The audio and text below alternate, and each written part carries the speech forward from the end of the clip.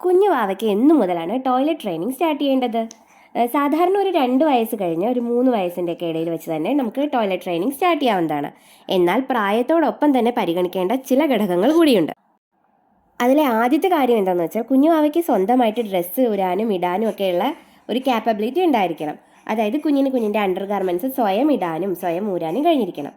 അടുത്തത് ഒരു 2 മണിക്കൂറെങ്കിലും പകൽ സമയത്ത് കുഞ്ഞിൻ്റെ ഡയപ്പർ വെറ്റാവാതെ ഡ്രൈ ആയിട്ടിരിക്കണം.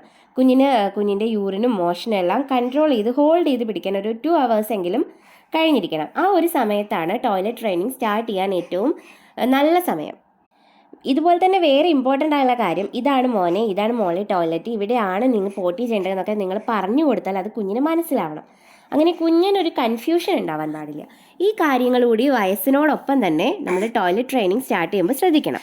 ചെയ്യുമ്പോഴും കുഞ്ഞ് കംഫർട്ടബിൾ ആണോ എന്ന് ശ്രദ്ധിക്കണം. കുഞ്ഞിനൊരു കൺഫ്യൂഷനോ ഒരു ഡിസ്കംഫർട്ടോ ഉണ്ടാവാതിരിക്കണം. അങ്ങനെ വല്ല കൺഫ്യൂഷൻസ് ഉണ്ടാവുകയാണെങ്കിൽ തന്നെ കുഞ്ഞിന് പിന്നെ നമ്മൾ പറയുന്ന കാര്യം ചെയ്യാനും ബുദ്ധിമുട്ടുണ്ടായിരിക്കും.